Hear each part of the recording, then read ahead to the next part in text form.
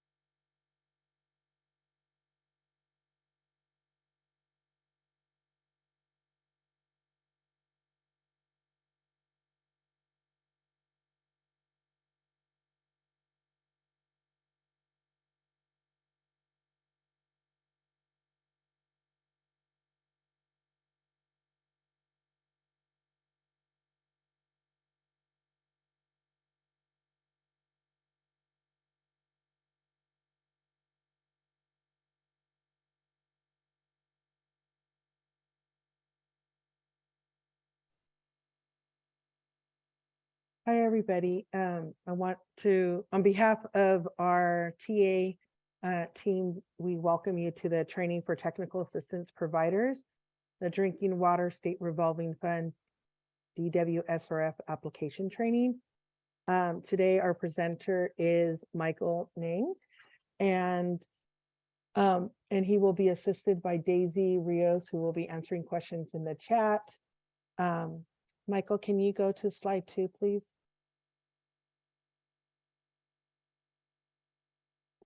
Okay, so how to ask questions during the Zoom meeting. During the meeting, you can click on, at the bottom, there's like an icon for multiple people. You can click on that, and that allows you to raise your hand. When you raise your hand, please keep it raised until we call upon you. We will call on, mute those who have their hands raised in the order that they appear in the participant window to us. And then once we've answered your question, if you could lower your hand, that'd be great. Again, you can also send us your questions via the chat box. Thank you. Now I'm going to turn it over to Michael for this presentation on the Drinking Water SRF application.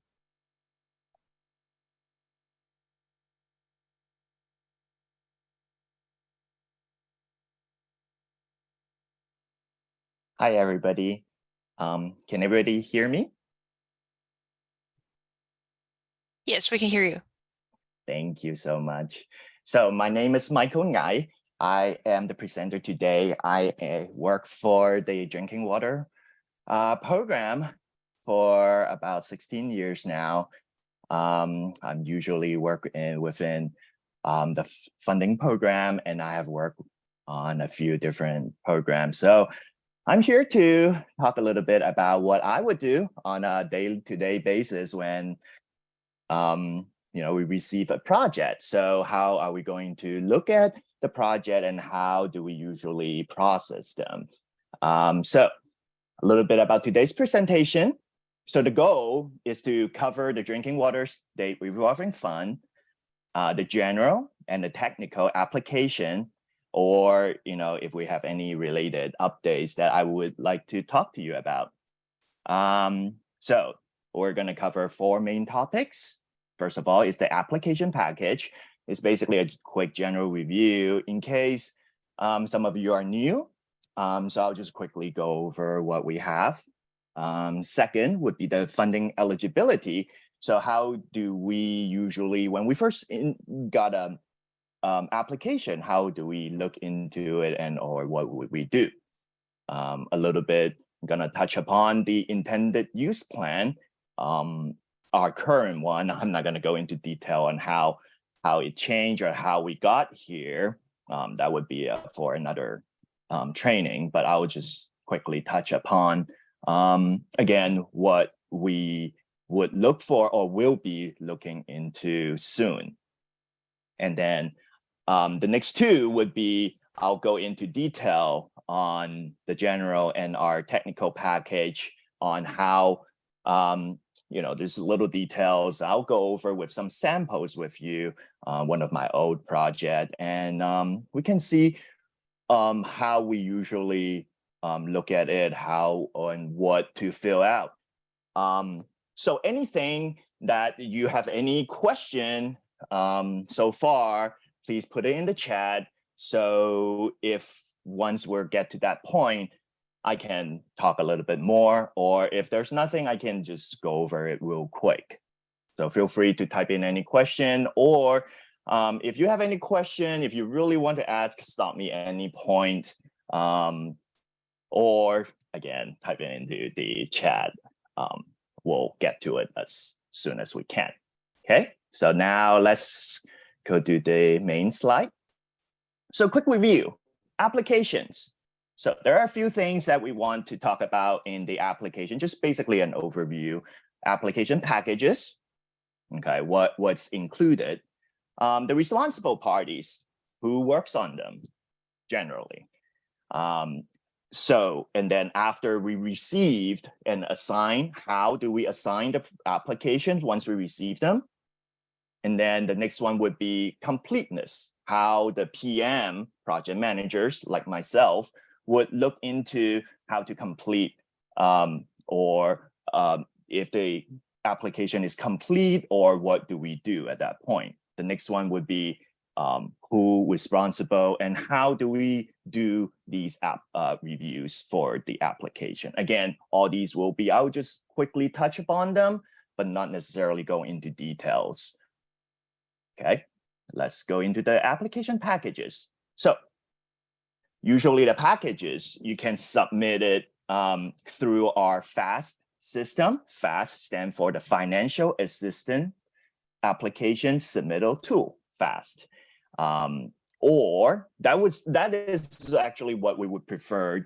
Everything is online. You can just go in. I'll show you quickly what it looks like and how to get there. Or if you have the application, you can print it out, fill it in. Back in the days when we really looked for wet signatures, what we called, we would at least want the signature pages. But ever since that, we have been using FAST. We would prefer that. It's easier, faster. We can just look it up. You can send it to us. We would prefer it every time that you send us something, so all of them goes into one spot. And every time that you send in the application or any files, it would email us or the appropriate units once assigned. So it's a very quick and easy tool. You don't have to look for who you need to send email to, or who did it change, or things like that. So we would recommend to use the FAST system if possible. But of course, like I mentioned, electronic mail or email, or send it in just paper, it's perfectly fine as well. So let's go on to the FAST system. I have a link directly to go to there, or you can just Google it too. I tried, and you can just type in FAST in Google, and it would also bring you to it. I'm not sure if I can. Let me see. Let me click on it, and let me show you real quick. What does it look like? And let me share my screen. So, sorry, right here. So this would be our FAST screen when you look on it online from the link, or again, you can just search Google. So very self-explanatory. You have to log in. If you have any problems with your login or anything, feel free to email our FAST admin. The information is on the bottom of the website. So it's in over here, need help, anything, feel free to email them, call them, or anything like that. If there's any if you forgot your info, or if you want to link a new project to your existing account, please email the FAST admin. So once you log in, there are tools that you can, I probably shouldn't go in there. That's a whole training by itself again, but it's just something that I want to show that this is what it looks like and submit the information from there. So let's go back to our training. So the second one would be the forms and instruction. We have a website that's dedicated to all our forms and instruction. That's the direct link to it. And I can also show you how to get to it from our main website. But in there, let me go over what's in there first, just to talk about it. So there are 4 packages that it's included with both planning and construction generally. The 4 package would be the general information, the technical package, the environmental package, and then the financial security package, which is called the financial package usually. So these are the 4 packages. There's another items on the bottom there. It's very important to us too. It's the potential flex worksheet. We have been asking about for this recently. It's because it has all the questions that we usually ask for or have headaches about. So it's better that everybody go through it first and just ask yourself, hey, do we have these problems? If you do, then maybe we should talk about it first or discuss or find ways, or maybe there's other funding sources that we need to, or any other problem that we need to get to first before we, go for the application. So those are the significant document that we would like to go over. So let's take a look where, again, let me click on the direct link first, and then I can show you real quick where things are. So this is our website. And let's go back to our first page. So this is our basic website, general website from waterboard.ca.gov. So in here, under the program, which is up here, kind of like the heading, we're under financial assistance, of course. And then under, if you go scroll down, there will be another here that's talk about all our new programs, our IUP. That's where I'm going to talk about later on. And all the other new info that we have on our website. But if you look over the forms, the fourth one, forms, here are all the forms of our various programs and such. And we are the Drinking Water SRF, which is down here, right here. Click on it. It will go back to the exact link that I put on my presentation, which is a shortcut. So here are all the forms and instruction. Both our construction and our planning are all in here. These are the packages, as I mentioned earlier, with their instructions, their packages. And also what I mentioned earlier is the potential flex worksheet up here, the first one, very important. There are samples of our agreement and other documentation. Again, if you would like to take a look on what our agreement look like, that would be right there as well. And down here would be not right now, but it will be for later use, is our final budget approval. That is after our construction project is way later. That you may need later, or you can take a look and see, well, what we would look for at that time, just to plan ahead as well. And another information called the technical, managerial, and financial capacity assessment form. This is very, very, very important. I'll touch upon it later as well. Otherwise, these are all the links. You can basically click on it, and then it will take you directly to the application itself. You can download it, print it, whatever you want. And then you would go back to the FAST website, and then you submit it from that website. So any questions so far?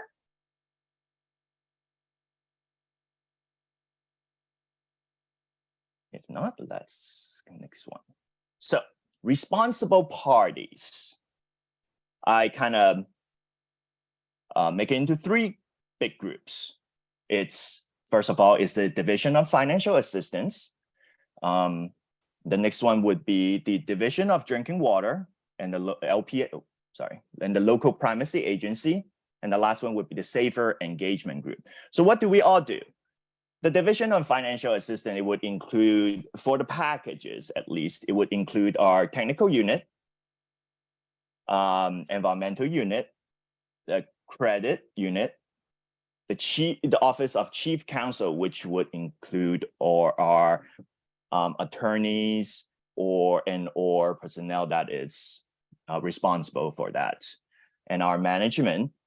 Our management would include our deputy director, our assistant deputy director, and all those who are responsible for final signing and making sure that all the issues are answered for.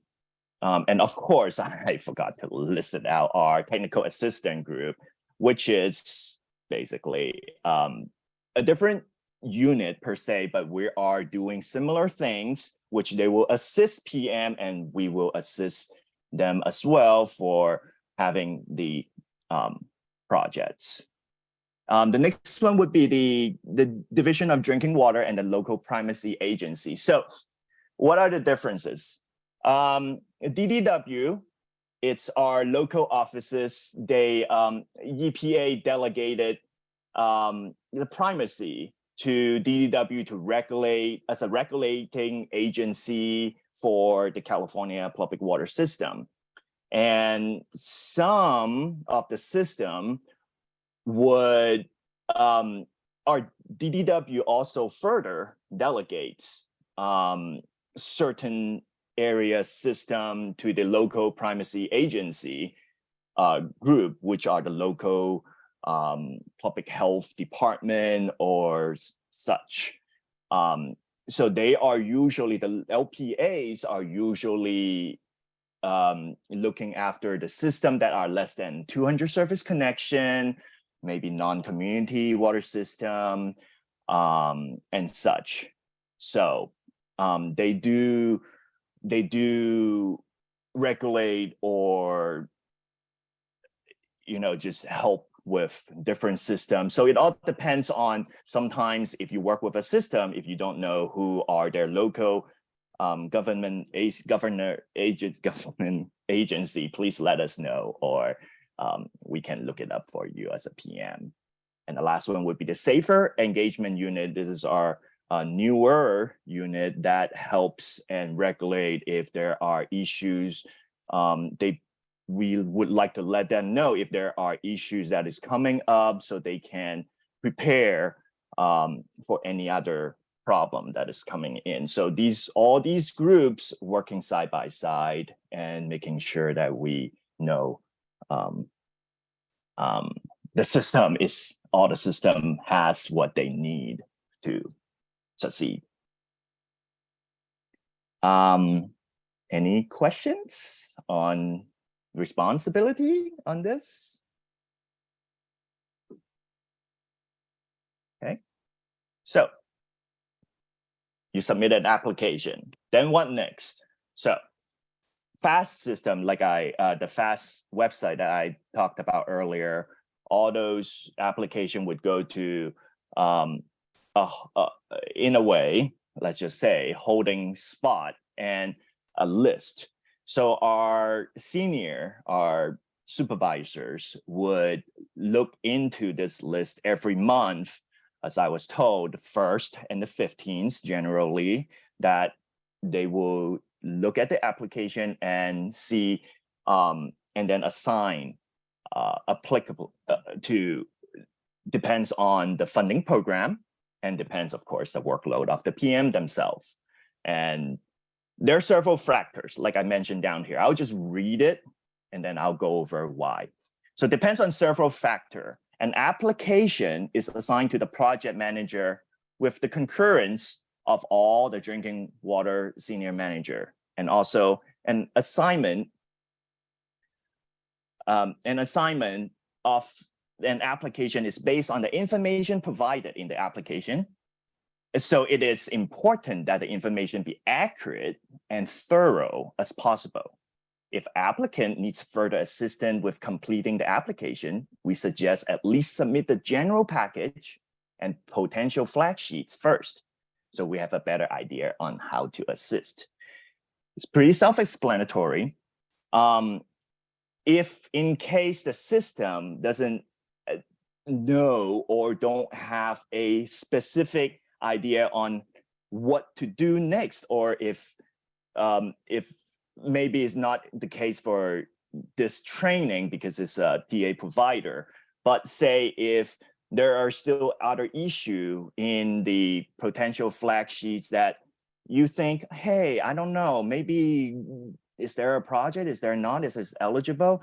We recommend you just send in the general package as much as possible. Fill in your information as much as you can, any problems, information, just list it out, and then the potential flag sheet, and then send it to us.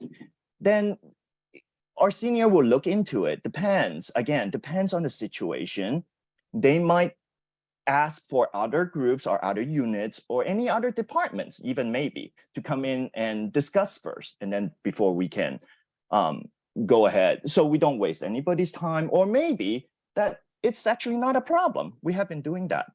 So please let us know and fill in the app, at least the general package as much as you can, so we know what to do next. So completeness.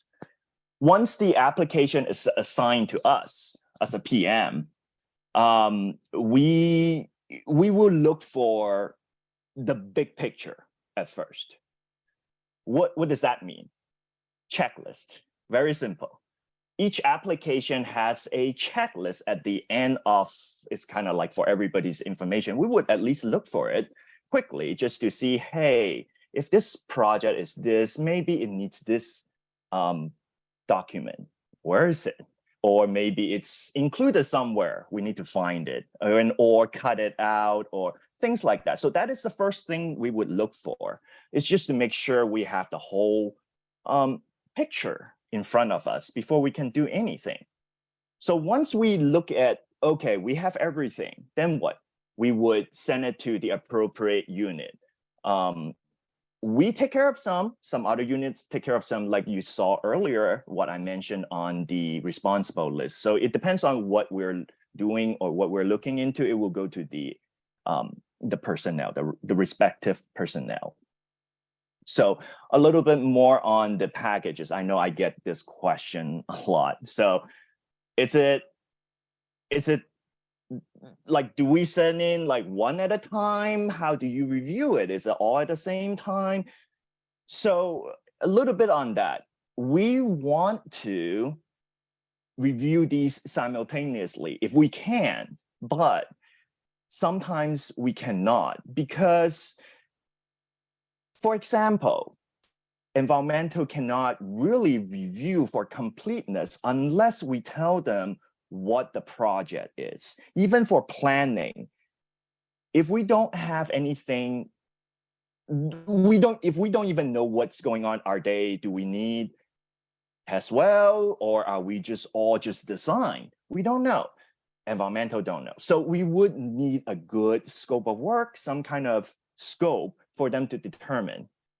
Or say for the financial review, if we don't have a good estimate, they don't have a number to keep going either. So can we do it simultaneously? Yes, definitely. But we would need as much info as possible for the next group to move on. So once they move on, or once they have problems, they might come back and we might do some modification. So there's a lot of back and forth in between. That's usually where the time takes, from the completeness to, say, a full application, full agreement that is completed for issuance. So that's where we spend all our time in a way for reviewing in that sense. So I touched upon this a little bit earlier. So this is just a more detailed information on who's responsible for what. So once we have all the application checked off, all good to go, complete, then the PM, like myself, would start reviewing for the general and the technical package. We're responsible for those two. The environmental package would go to the environmental unit, and then the financial package would go to the financial unit. So once we have these 4 packages cleared, is what we said, we have a checklist again for the clearance. And I will show you later on what that looks like. Once we have all these, it will go to our contract staff to prepare the funding agreement. And then the agreement with the rest of the documentation would go to our legal, make sure everything's good. And then finally, it would go to our management for our deputy director, assistant deputy director to sign, to make sure everything is good. And then it will go to execution and afterwards, things like that. So that is pretty much for our application review or application quick review.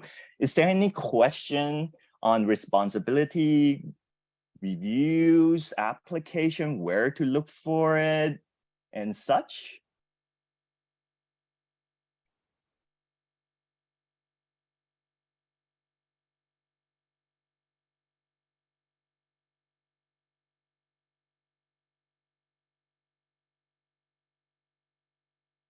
Okay, good.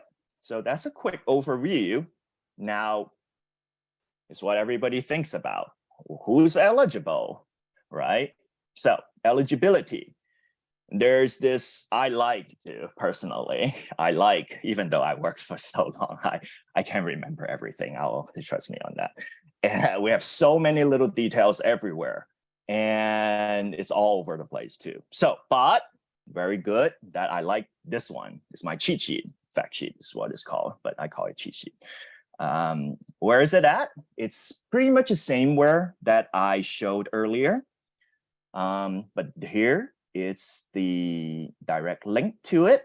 Let me go over it real quick and we can see what's going on with that.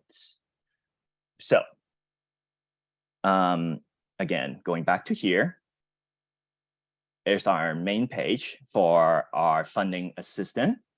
We go to how to get this page is the program funding as financial assistance, and it goes here again. So, and then this fact sheets is all the way down here, new fact sheet, drinking water grants. Click on that. So here's what it looks like once you click it. So it has all the info on here. What I like the most is this chart. It has been changing so much. It used to be a big chart, all kinds of little things. Every single little one is different, and how much they get, how much they can go up to, and all these little nuances down here. We have made this so much simpler now. A small one, just like 3-4 lines. Nice. I can starting to remember this now. But basically what it's to say is we have who's available, who's eligible for funding. So down here, let me jump around a little bit because this is how I usually review project. I'm just showing you how I would do it. So small systems list over here. Let me highlight it. I'm not sure if hopefully everybody can see it, what I'm looking for. So first of all, we have 2 large categories that what we talk about. I'll go into detail on what these means. So this is what we prioritize our project. So category A to C, and then category D to F. We have 2 large large separation for these 2 groups of projects. So A to C are generally projects that are a little bit more health-based. It's more serious health-based issue. D through F are a little bit less serious health-based issue. I'll go into a little bit more detail on what they are. But at least for now, category A through C, if they are category A through C project, which is more important, more serious project. So who's eligible? The small DAC, eligible NTNC, non-transient, non-community, that serves a small DAC. It's a disadvantaged community. And the expanded small, medium DAC, small non-DAC with MHI smaller than blah, blah, blah, blah, blah. Why? Okay, a little bit more on this. So how do we define small, medium, large? It's up here. Small community.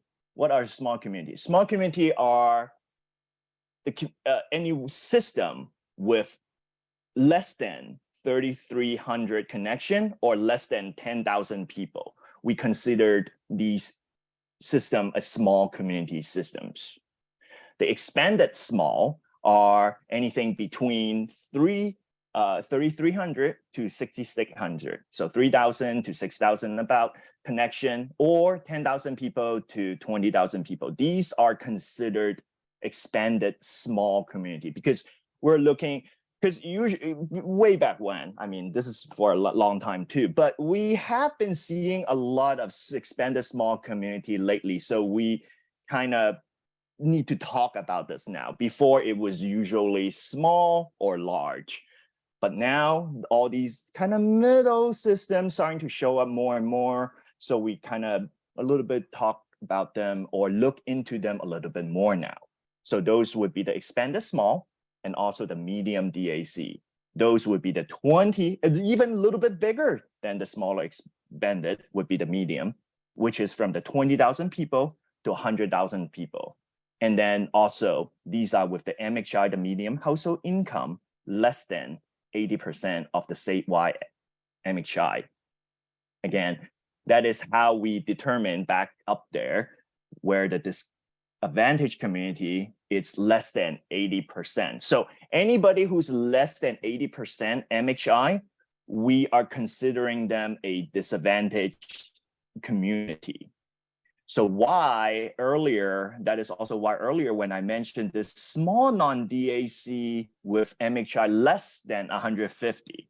So from 80% MHI to 150% MHI, if they are small, we will still consider them in this case. I know it's a little bit so much information, it's kind of confusing and all that. But once we have the information listed in front of us in the application, it's basically, oh, is it this? Nope. Is it this? Nope. Is it this? So once you go down the list, it will be easier to understand why are we having these kind of separate them out in that way. But let's go back to who's eligible. So right now, all these group of people or systems, sorry, all these group of systems listed here with the category A through C, they are 100% up to 100% eligible project code. Why are we calling up to? It's not because that we're going to cut it out. It's just sometimes if a project has any items that are ineligible, now those would not be in this. Like ineligible items, we have a list on those too. It will be in our policy. We'll go over it later on.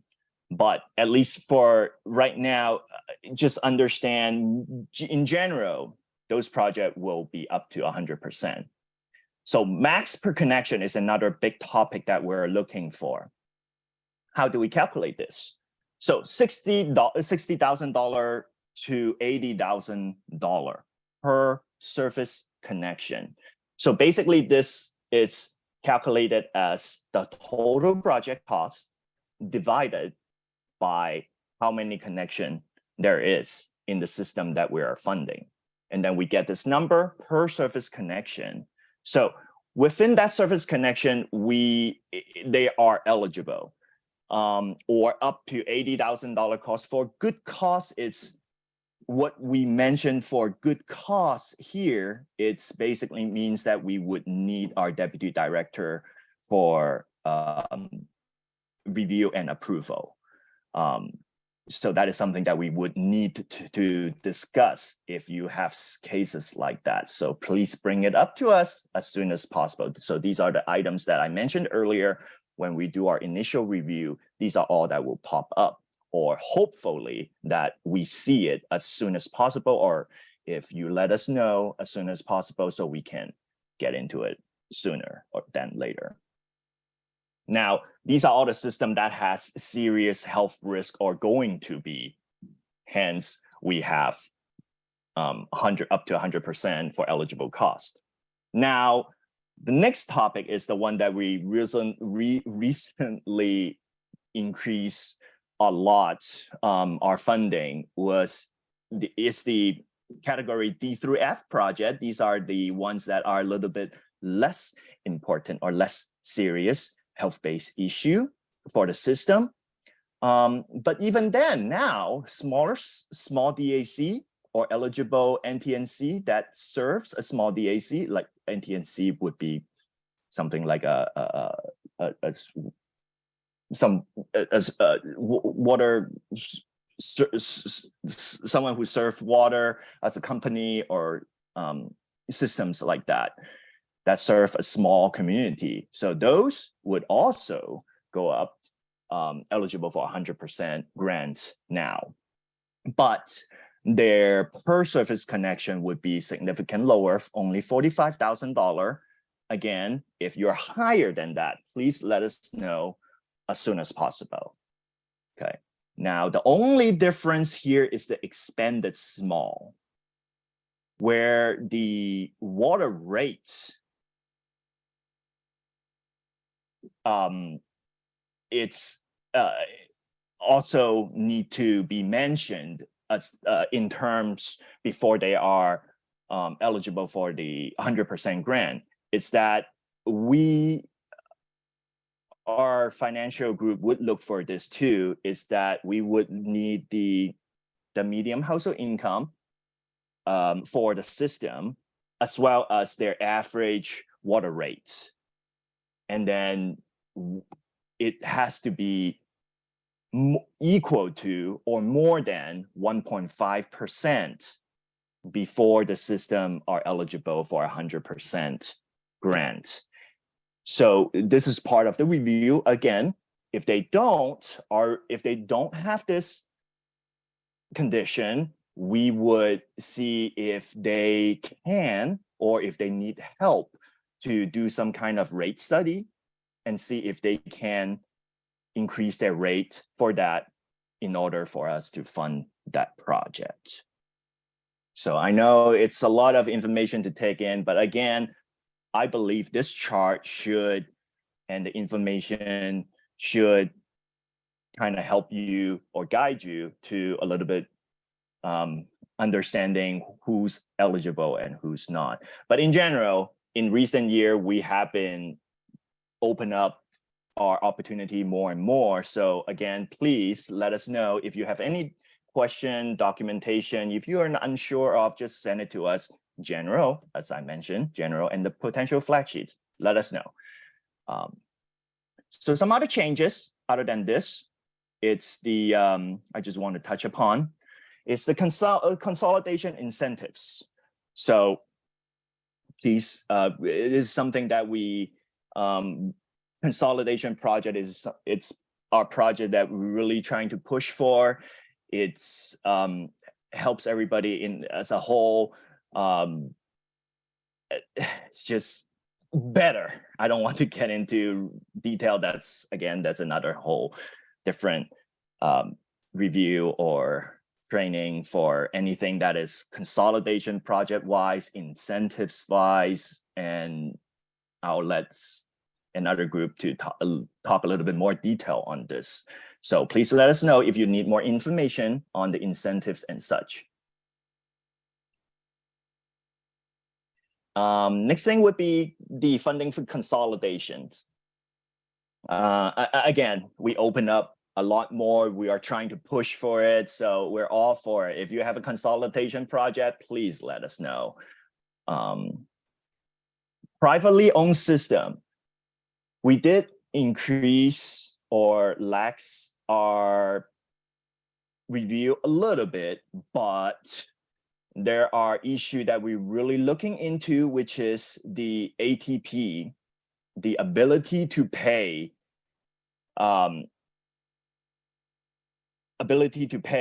and also some of the provision that we might need to look into. So ability to pay is something that we've been looking into very in detail recently. It's how, if the system if any work needs to be done on private property, we need to know what those work are, and how much they would need, or any other issue that if they can pay, if they can't, if it's other easement. So we are looking into it a little bit more on the responsibility and or the details on it. So that is something that please remind the system, or that we would need those information to determine if the private property are eligible.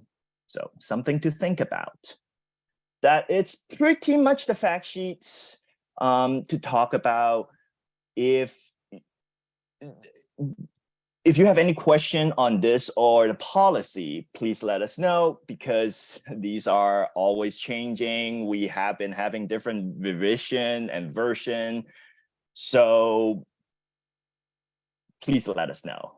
We'll go over it a little bit more. Any questions so far, or anybody would like me to go over any other eligibility issues?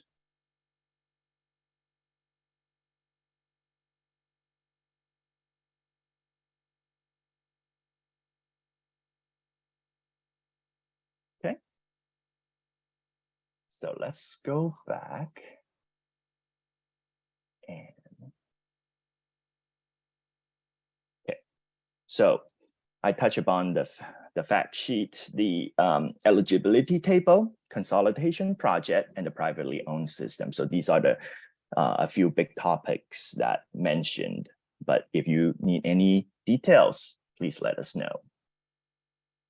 So, like I mentioned about the drinking water SRF policy and categories earlier, quick overview. So this is something that we used to prioritize our projects. Why?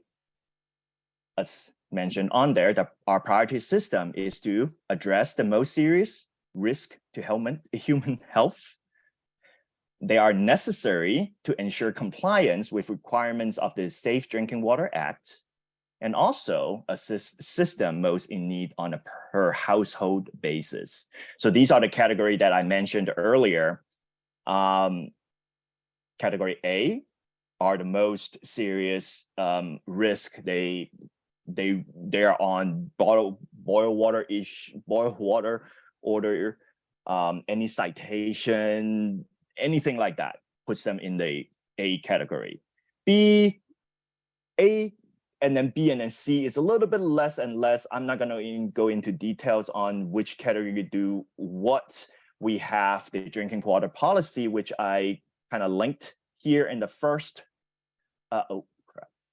So I linked here first at the. Let me click on it real quick. Let me show you. On that's our policy. It listed all the details on how we categorize a policy. So this is our policy. And if you go down, we have all the so we have the information down here that I'm not going to go into detail. So I just want to show you that this is our policy, which is also where I showed all the information earlier. That will be the details on what each category entails. So, okay, oops. So let's go back down the list. So the B would be untreated or at risk sources. C would be compliance and shortage problem. So all those three are very serious. And then once we get down to D through F are the project that are less significant. Maybe you need some water meter, or you're looking into maybe a second source or a secondary health risk or any other issue that are out of not immediate risk. So we would categorize those as D through F. And we have a little bit different review in a way, just because A through C are more important. We really need to get it out. So we usually would work, we would put that more in a higher category, higher priority. We would just get those out as soon as possible than something like D through F. Same as when we have a funding, somewhat a restriction, or when we don't have enough funding, D through F would be, would need a little bit more consideration for eligibility. So that are something just, would like to let you know ahead of time. Any questions so far about the policy and categories?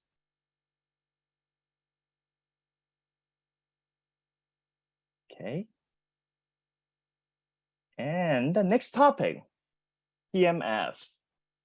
You probably hear us talk about this, and then we do talk about this a lot among ourselves too. Every time that we have a problem coming out, it's always, hey, did you check the TMF? We should look into the TMF. And this is what it is: technical, managerial, and financial assessment. So again, we have a whole website on that. Let me click on it real quick. Actually, let me go over it real quick, what it is. So a couple years ago, more than a few years ago, a lot more, that the Safe Drinking Water Act required the state to incorporate technical, managerial, and financial capacity into the public water system operation. So with this, we look into a few things. There's a whole list of it, but for the purpose of getting the system to agreement, there are a few things that we need to have. So these are the mandatory items. What are those? Those are the consolidation feasibility. We want to know if they are readily for or okay, or are they able to for consolidation? And or the ownership. Do they have any ownership problem? Do they have all the documentation and any other documentations like that? Water rights, big topic. We have a lot of systems that they may or may not have water rights. They have old water rights. They need to new one. They need to renew something. Very important. And the last would be budget. We want to know if the system has or had, any budget problems before recently, or did they plan for it? Are they, it is something that our financial group would look for too. So it's better if it's prepared ahead of time or was think about. So let's look at the website real quick. I know all these info you probably will find or see them in the website. So let me just go send them over.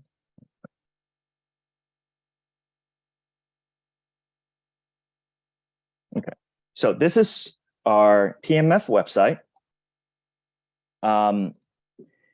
And we have all the forms here, technical assistance. We have the forms here, the flow chart, what we would look into, how we do our or review. There are the forms and instructions down here. Each of them are different. The TMF assessment form, this one are usually for regular system. Most system would need this smaller system or any systems. Start with this first. Okay. The alternative assessment forms are usually for larger systems. That system has documentation that already prepped for that they can just point us to, say, the city hall. All the documentation is in the city hall somewhere. The documentation is that name. It's all included in there. They already prepped it. So those systems would use the alternative assessment form since they already prepped it, since they already have reviewed it. Or for some other system for other department, then just let us know that you already done it. So we can just go over real quick without going through every single little item. And now the last one, the easy form, are for some other NTNC system as well that is different from the other groups. So please look into it and see which one that the system needed. And these are the things that we want to look into it first, just like the flags worksheets. Once you work through it, you'll see, or you can quickly identify what are the biggest problem that this system has. And we use it a lot too, because we want to go over it and say, and see if something already mentioned or something already, it's already dealt with. And we want to know, or any other past history that the system has that we would want to go back and make sure that they're taken care of. So a lot of these, very, very important. The TMF and the flags worksheet. Really recommend everybody to look into it, start that first, and let us know if you really do run into them. Okay, so these are the big items. So a little bit more info on this. The next page I can go over. So big difference. Like I mentioned earlier, there are a few TMF elements you see on the left here, different topics. And some of them are mandatory and some of them are necessary. I kind of highlighted here. Depends. So for our financing, I mentioned earlier, there are a few that is mandatory requirement that we needed these items to be approved before we can issue an agreement. If the necessary items are done too, even better. But if not, we would need to put a condition in the agreement to make sure these necessary items are taken care of before the construction as well. Okay, so that's why I mentioned earlier, these are very important because we do need the mandatory items to be taken care of during the planning stage or even before the planning stage sometimes. So something to look into first if you notice a system would have these problems. Okay, any question on TMF or any other eligibility topic that I have talked about so far?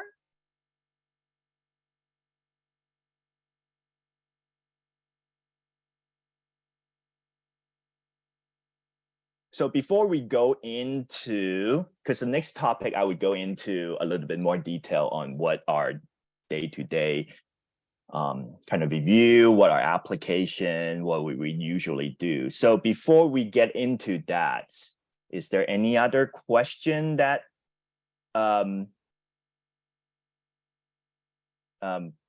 you have? Oh, I have a question on the list, on the chat, sorry.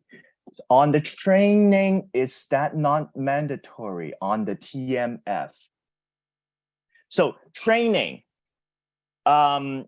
we do require the training is kind of like a documentation on training how they would train their operators and documentations like those.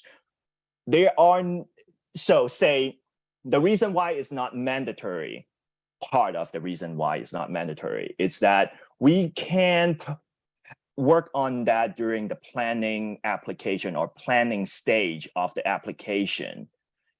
So we can still give you the planning agreement to work on this for the construction application.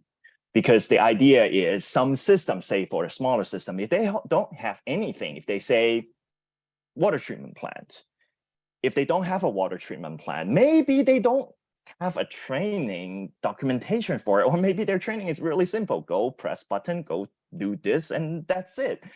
But say for a whole surface water treatment plant, now that opens up a whole different topic that they might need a manual, they might need all kinds of required personnel to do certain things. Some of them cannot, some of them can. So all those need to be listed out, and it probably will need to work on during the engineering or any other documentation at the end. So that should be included with it at that point.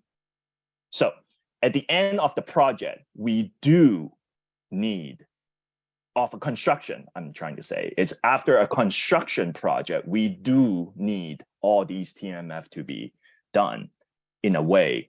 But to get to it, it may not. Only the mandatory items are. So.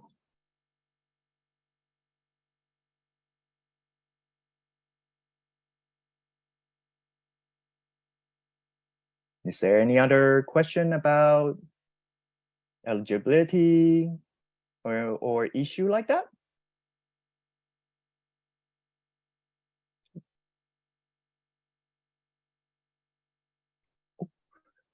I got a hands up. Let's see.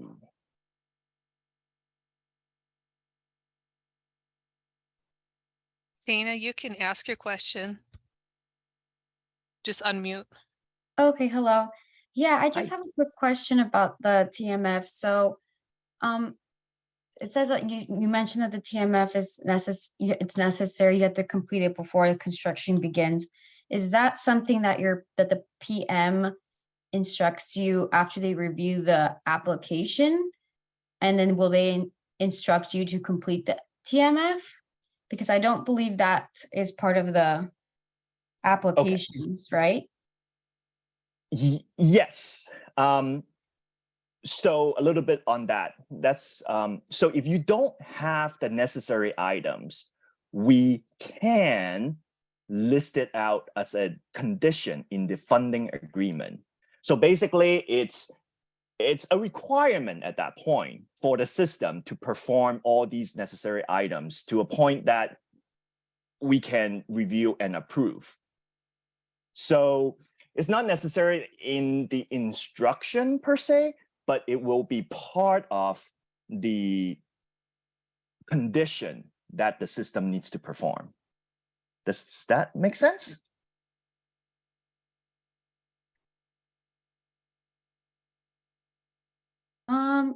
I guess I'm confused about, so you're saying that these have to be done eventually, Correct. but they don't have to be completed. They don't have to be included in the application, the initial application. Correct. Okay. So will the project manager communicate this to us when they approve the application? In a way, yes. We should. We have to, in a way, because okay, let me go back a little bit about what I meant by condition. So in our funding agreement, we have a spot. Let's just kind of make it simplified. We have a spot called special conditions. It listed out all the condition that is extra, basically list out all the condition that we found, either us or any other group that found or needed eventually for the project before we can close this project out. So all these conditions, it could be anything. I'll give you a simple one. Say we require the system to turn in their final plans and specs before they go out to bid. So it's something that we ask for outside of our general policy. So it's basically a to-do list in a sense. So we have a to-do list in our funding agreement that the system needs to perform. We as a PM do look into that special condition plus any other groups, because say environmental group, they might have their own special condition.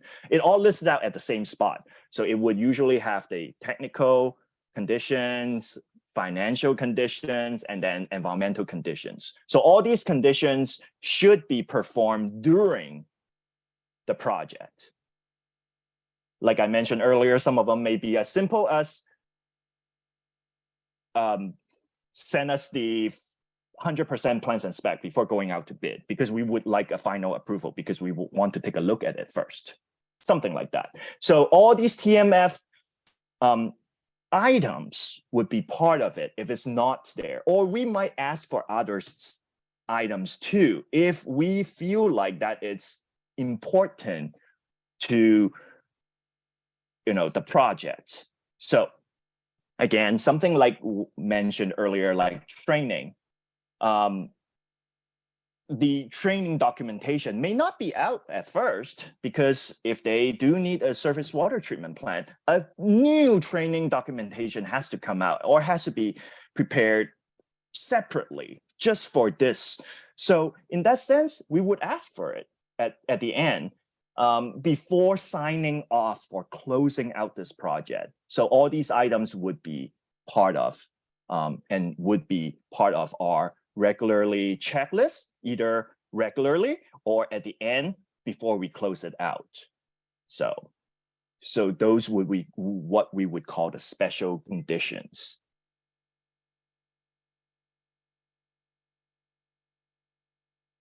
But Thank you. otherwise, we would say, hey, these are the items it's still missing. Where is it? Or hey, do you have an idea? We would check for those, and we would ask you, or you can always ask us to, hey, I saw this.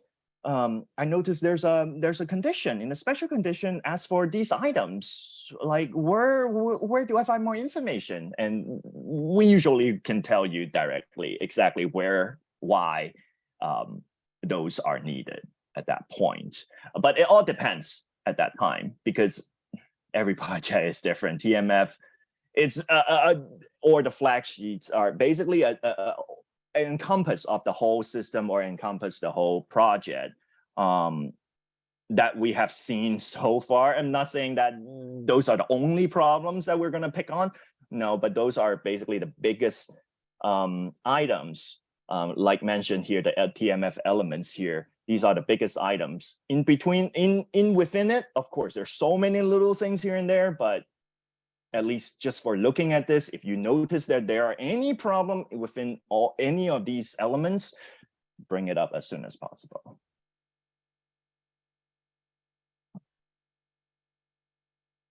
Any other questions? Would you guys like to take a break? Or should I keep going?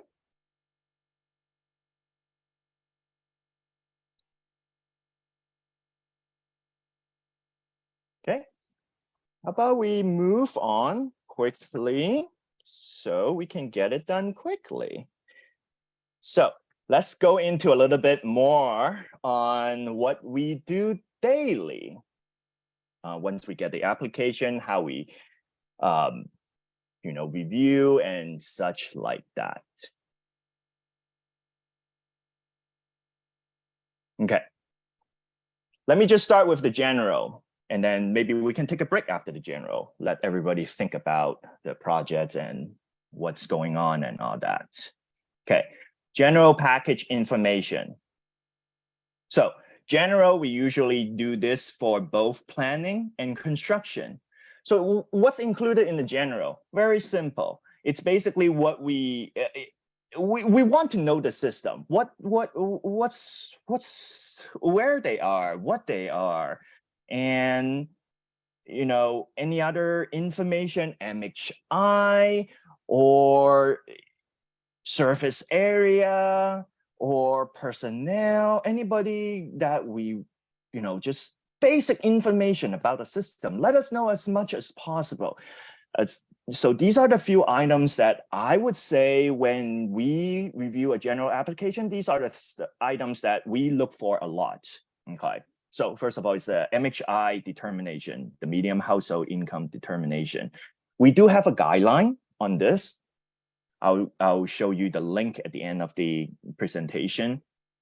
And those are our guideline on how to determine the median household income determination. We generally use the CS data, the census data, to look for info, to look for the MHI, or we Google it. But sometimes if, say, some system really big, LADWP, they have a lot of little area here and there. We can't just say one system it's that, and then we say all the little portion is still the same MHI throughout their whole big general area. So we do look into very detail if there are some systems that really do have a lot of different census all over the place. So that is why this info is very important. Where the surface area is, make sure that you give us one that is very, very clear, that where the lines are, where it cuts off. So we do have PMs that have access to the GIS data, and then we can pull all those information out, and then we can do the calculation to make sure that the MHI is accurate. Because again, you saw from earlier training that the MHI determination, the 80% is the cutoff line to the 150% cutoff line. So we do look into that. If it's lower than 80%, it will be the disadvantaged community. So please send us that information as much as possible.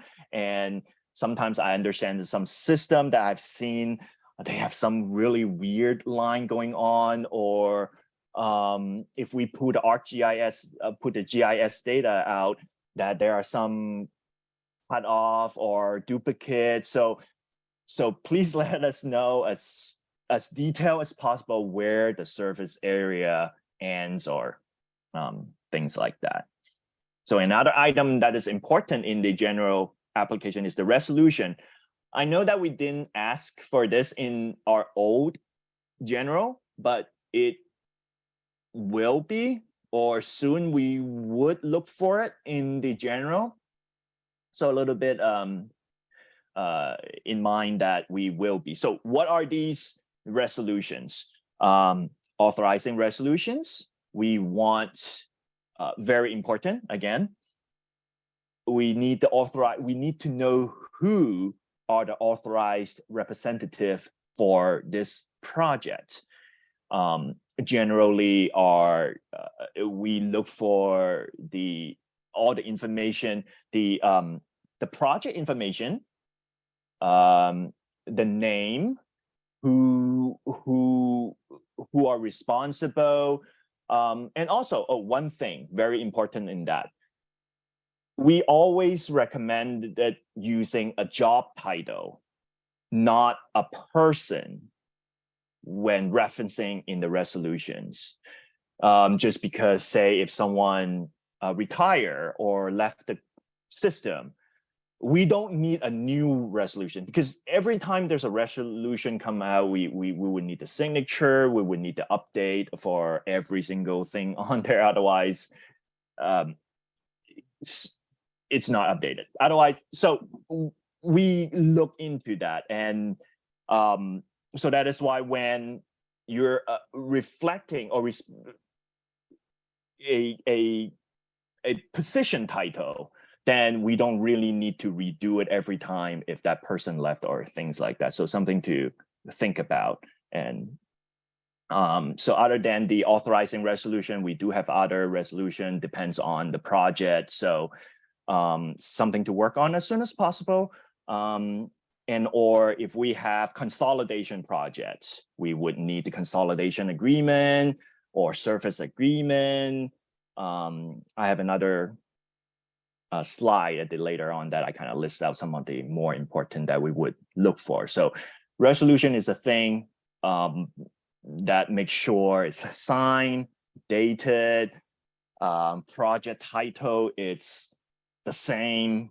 Well, I've seen so many different project title that the resolution call for so-and-so project, and then the application calls something else. And then later on, there's another application or another resolution called something else. And we kind of don't like that. We want everything matches up, title matches up, name matches up, you know, things like that. So please pay a little bit more attention on the resolutions. Another thing would be, like I mentioned, I keep saying it, is the potential flags worksheet. There's a lot of questions. It's just yes and no question in there. But a lot of those questions are the opening or will lead to a lot more headache, a lot more other problems later on. So if you happen to have any like about this question, oh, okay, maybe we really need to talk about it. So, okay, let me open up a general package, and we can go over it real quick and see if you guys have any question on there once I show you what one will look like. Sorry, I'm looking at all over the place. I have another screen here, so apologize. Give me a second to switch this.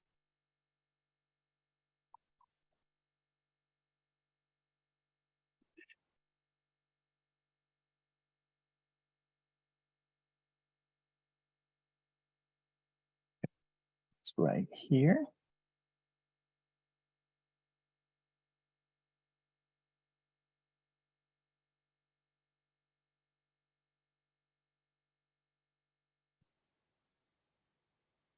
So application, oh, action. So this is hold on, let me let run over. Okay. So this is a one of my system. It's a general package, one of my older system. It's a consolidation project. It's a planning project. It's actually a construction project. Yeah. First of all, there's a typo up there. It's let me put it down here. Okay. So this is actually a construction project. First of all, you guys are not seeing this, huh? I'm so sorry. I just noticed.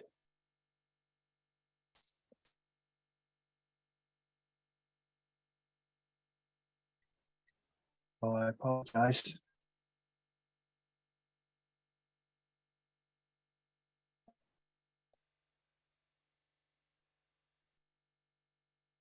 Oh, I apologize. It froze on me. Okay, it's back. So sorry. So general package information. So this is our application for very self-explanatory, and I can go down really quick. So section 1, kind of answer all the questions, what type of project it is, how much they're asking for, the project title. This is where I was talking about the project title. Please make sure that this title matches with the rest of the documentation. Like this one, they say planning and it's supposed to be a construction project. Yeah, so it's supposed to be construction, it say construction, and then any other documents say if you have a resolution, please say the exact same thing on there. Otherwise, I will send it back to you and tell you, hey, yeah, please resend. So the next section is kind of self-explanatory to water system number. That is something that we assign to you from our drinking water program. DUNS number, that's federal. You look it up from the federal website, and you should assign one. The rest of it are basically, again, just basic info, where you are. So here is one thing. We have a few items that sometimes we would ask you. If you just put the street address, we would ask you, is this the system address? Is there their company address? Or is this the project site? Or things as such. So please let us know which is which. We will ask for it. So in this case, it's actually their office. And their project site is totally different. So if that's the case, please let us know that this is not the project site. Or sometimes there are PO boxes for the mailing address. So self-explanatory. The next one are the district. Again, that's the system should know, hopefully. If not, please let us know. We can look it up too. And then the rest of these, again. So here is what I mentioned earlier about the resolution. Since this is a city, we can look up their info very, very simple. You Google City of Anderson, it will pop up. All these people will pop up, same thing. But say if we have a smaller system, we don't know, we don't have any info. So please make sure these are filled out respective to what resolution said or what it is. Big item would be authorized representative. This is the person responsible for signing, for signing document. If it's a smaller system, they have a president, they have a board. We would assume that those would be the authorized representative. So if there's something different, say if you want the secretary to be one, please list it out in the resolution. Or say if there's a primary contact person that's different, say if they have a project manager, they hire some other project manager that is outside of whatever that is, please let us know. So again, those are all self-explanatory, who the person are, environmental person. Sometimes if they already hired someone, then please let us know. If not, just leave it blank. Same as the local council or the Davis-Bacon and all that items. If there is one, please let us know. Otherwise, leave it blank, it's fine. And then, so if we keep going, all these questions, again, self-explanatory, somewhat similar to the Flex worksheet. Some of these questions are basically yes and no question, like, do you have problem? No, okay. If you do, please let us know what are the documents, send it, attach it, don't make us go look for it, please. It'll just take more time. Sure, we can look up some info, say, oh, DWR has sent us something. Oh yeah, maybe we can look it up, but please send it to us if you can. Otherwise, it's again self-explanatory. Some of these description, as much as possible, I would expect this is just a copy and paste from your engineering report, maybe. Again, if you can, make them match or match as much as possible. So we know that we don't need to go fish for some other info, or we just make sure that it's everything that we see here. It would be nice if you can list it as a bullet point and then just expand it in your other documentation and things like that, so it matches. One thing I do want to mention is that some of these description we would copy and paste throughout a few documents. So it would be nice that if we all can work on one description for project description, and then maybe one for system description. or such problem description. So we make sure all these are the same or similar throughout all our documentation, just so it makes everybody's job faster, easier, and we don't need to go back and make sure, there's just little things here and there. It's just easier for everybody down the line to review. So something to think about.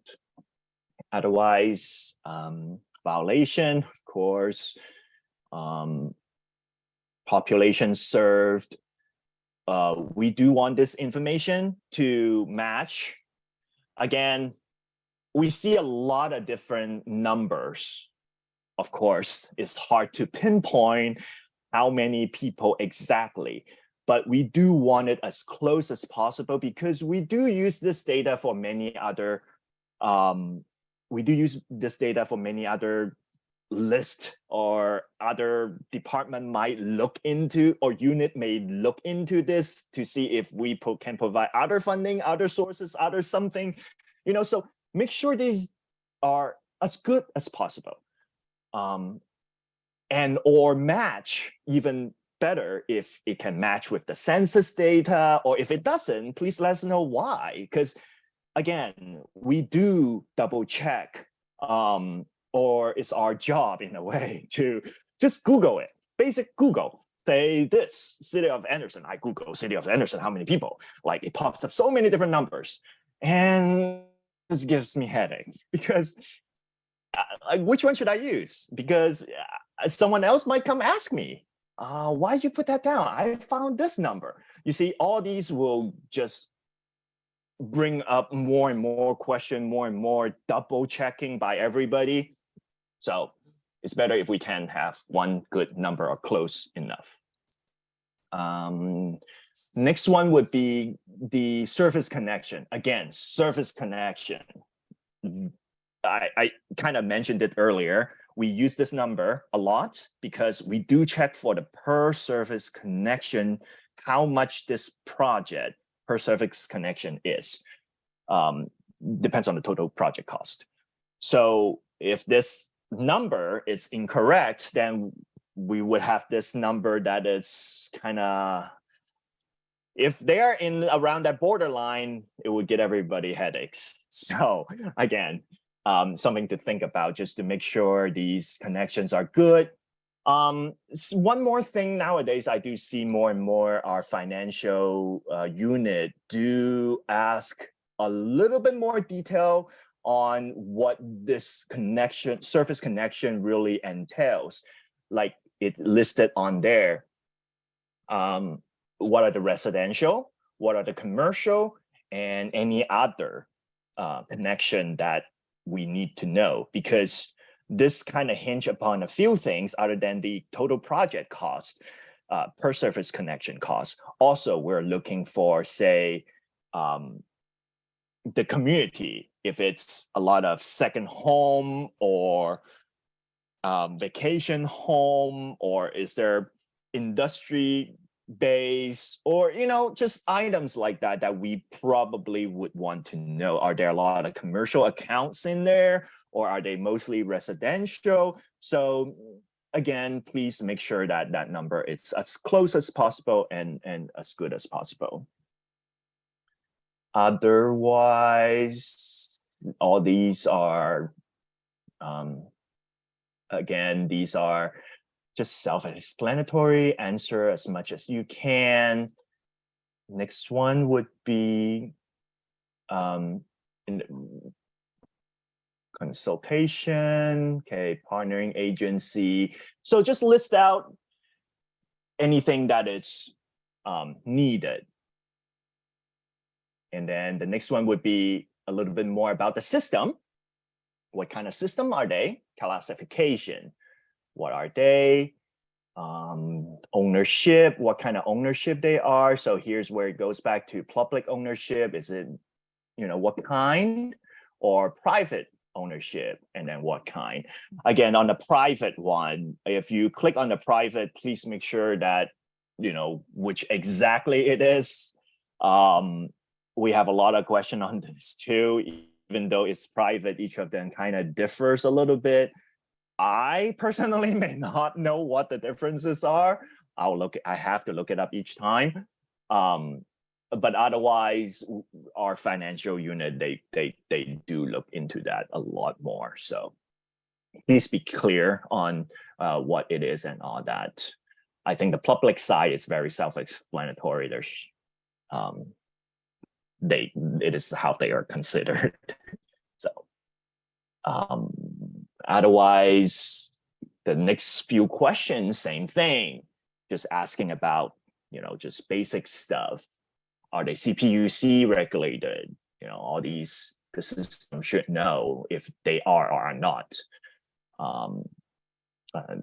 Another item like number 6, list of names, organizational chart I mentioned earlier, something like that. We kind of want to know who's who. Like if we have a name in the resolution, we kind of, match it up and see if we can find the person. Just basic double checking, things like that. So, and litigation, big topic again. Number 7 here. These are the question again. These are the basic questions. You will see these on the potential flags worksheets too. Are there any litigation? If there's any litigation going on, we cannot fund them. So, or please let us know. Well, I shouldn't say cannot, but please let us know. We'll talk some more if there's something going on there. We have to bring our Office of Chief Counsel in, and we have to really go into details on that. So.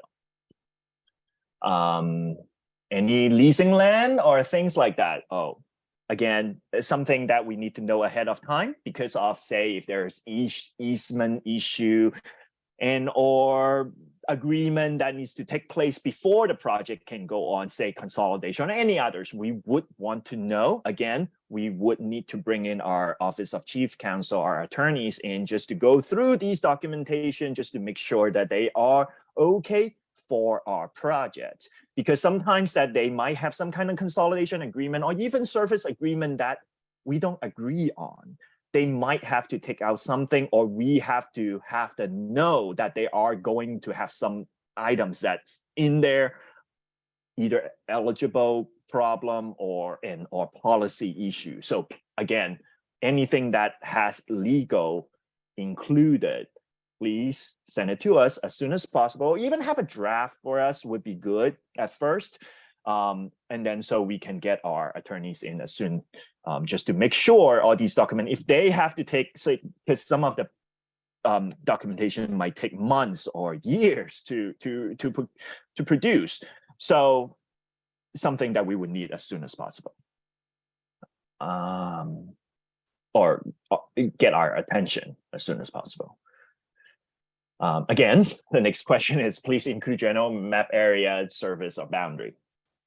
Like I mentioned earlier, we use this a lot for our MHI, any potential problem, any potential environmental issue, any potential litigation, tribal, anything. So please send this to us as soon as you can.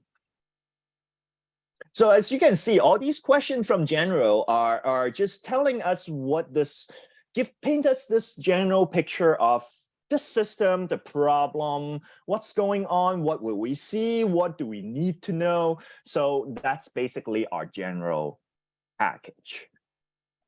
So the next one for construction project. So, so for construction project, there are other stuff.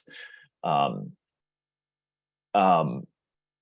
these items that we would need to know ahead of time or want to know ahead of time. And then the last one, signature. Remember, signature. We need signature. We do have smaller system that sometimes they don't have signatures or things like that. We will have to send it back. We do look for it. Now, there's a question now. What do we do we used to ask for wet signature. So now we have been seeing a lot of digital signature and stuff like that. Depends on the PM, on the senior and the manager.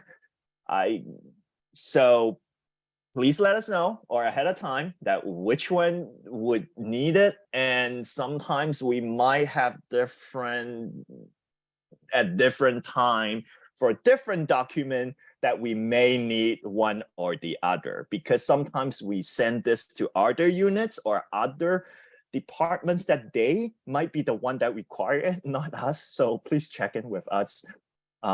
We have been seeing a lot of different ones. So just again, ahead of time, please let us know which version that you would be sending it to us. The next one is the attachment checklist. Remember, I kind of mentioned this earlier, the completeness. So this is the checklist that we would look for at first, just as a general, just to make sure that we have the files, we have everything that you mentioned that we supposed to have. This is the completeness checklist, the checklist that I was talking about. We would at least look at this. If you can, again, make different or produce different files according to, say, G1, G2, or so on. So we know that file or that folder has all or everything that included those items in there. So we don't need to go look for other stuff. But something like TMF item, say water rights documentation, you will have to submit the water right information a few spots. Now that depends on how you want to submit that or how you talk to the PM and such. It all depends, but sometimes you would see a few different ones. So I do see it that sometimes some system, they just include it somewhere. And then without telling me that, oh, hey, it's, by the way, it's in there. With this like 100 meg full of documents with everybody, just no bookmark, no nothing. And, oh, I sent it. I'm sure you did, it's in there, but can you kind of separate them out? Because for us, at least for me, sometimes it's hard to tell which documents ends where. It's better if you guys can let us know, or just kind of a little bit, separate them out. Let us know if which is which, or this is there, or even a little, snippet on top of the page. Say, oh, this goes to, or this section is answering to G1, or this section is for that, and for this, and this. So we know that. Oh, if we see that or review that, oh, let's pull this out and put this here, because we do have spots in our record that's what goes where and what's what. So it's easier for us to just pull that information out, either copy and paste, or just basically drag and drop that file and throw it somewhere else. And so everybody knows that's there. Because again, PM is not the only one that will be looking at this file. There are so many people after us that, or even other departments, may just go in our record and just click on something. And so if we're not clear on what they are, there's just going to be more and more questions or headaches or things that's going to come up. So that's pretty much our application looks like. As a whole, each year, or each from time to time, we do update this. That is why I mentioned earlier, I believe a new one, it's coming out pretty soon.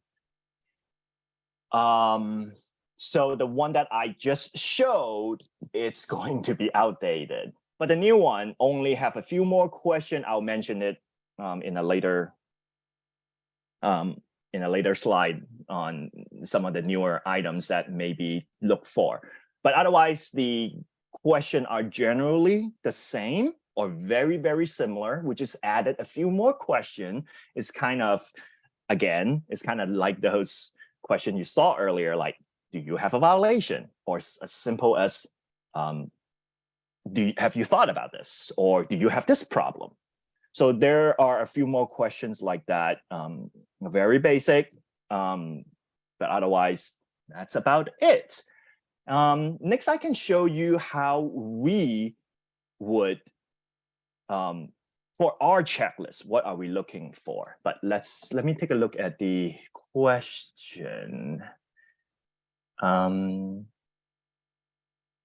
So what if there are multiple state small system consolidating? Do attachment G1? Oh, okay. So consolidation project. Let's go over that consolidation project. What would that be? So usually for consolidation projects, where the planning consolidation, again, general is the same.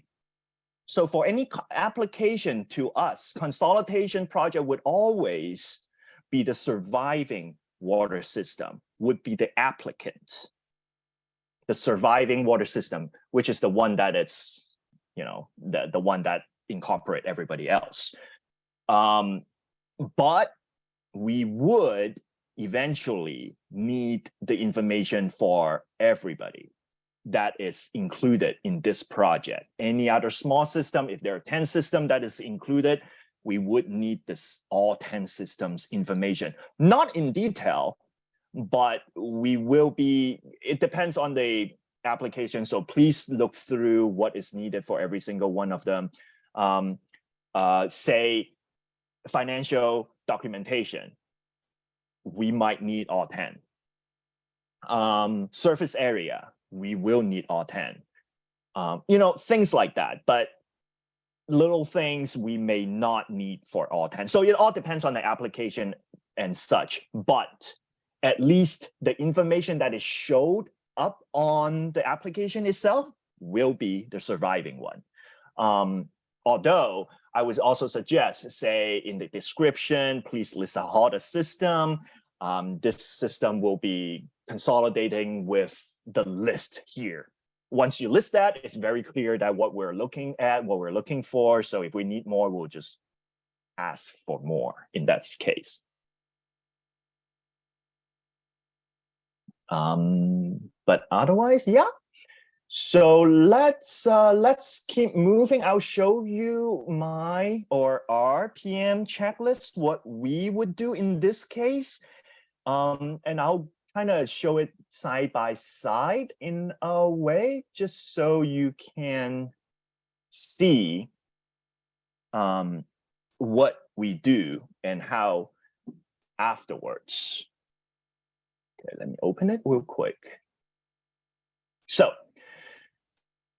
this is our checklist, the one I, TM, would prepare for. And usually this checklist is what we call our clearance. You might hear it differently. Some of our older one would call it clearance, or maybe it's just me. I call it clearance, but this is actually a checklist. So each PM would have a checklist, one for general, one for technical, environmental would have theirs, and financial would have theirs. So we all have a checklist somewhat like this.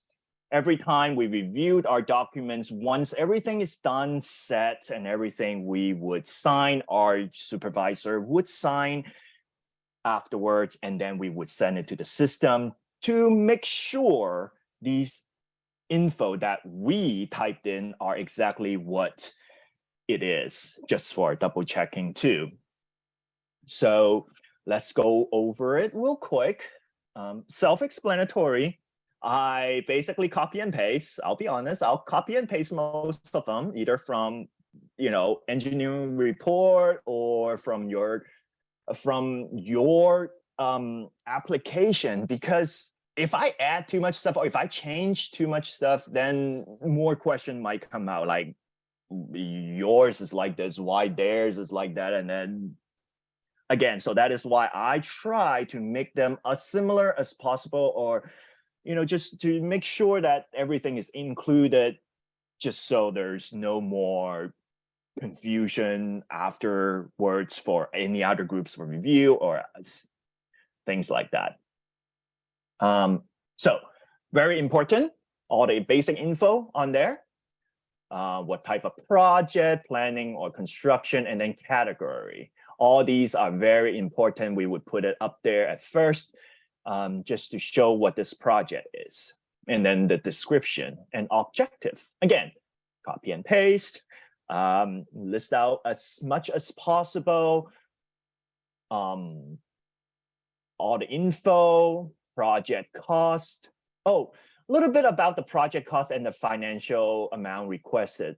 So the project cost, the total project cost that I listed there is basically included everything, the total project cost. That can mean that we're funding it. It could be mean like 5 different departments are funding it. It could mean everything. It could mean like we just share it with the system itself. We pay half, they pay half. It could be anything.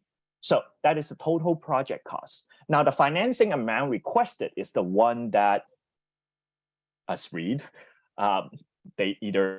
They request it or it's eligible of. So that's the number that we would be funding. So that 2 numbers could be different. And then of course the authorized representative, this is where I supposed to go in and check to make sure this is what you said in the general package, the application, and also the resolution that you sent over. I need to make sure all of them has the same name, same title, same everything, is listed, signed everything, that person signed, it's all good. So this is where I'm checked and I typed it in, that's what it is. And then next one will be water system info, again, copy and paste, come straight to here. I just need to make sure I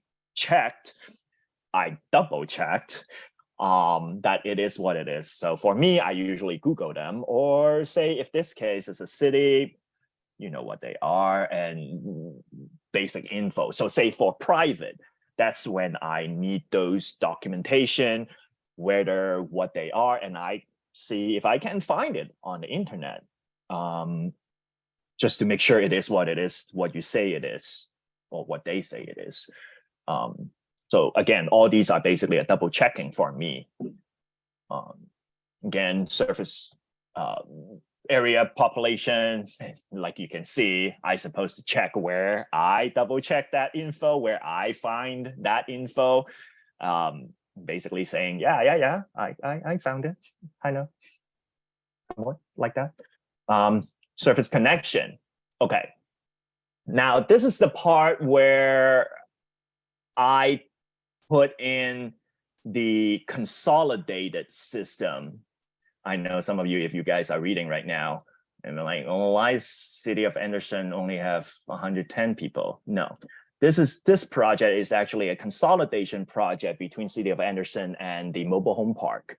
And that 110 and that 40, so service connection, is actually the systems, the mobile home parks number.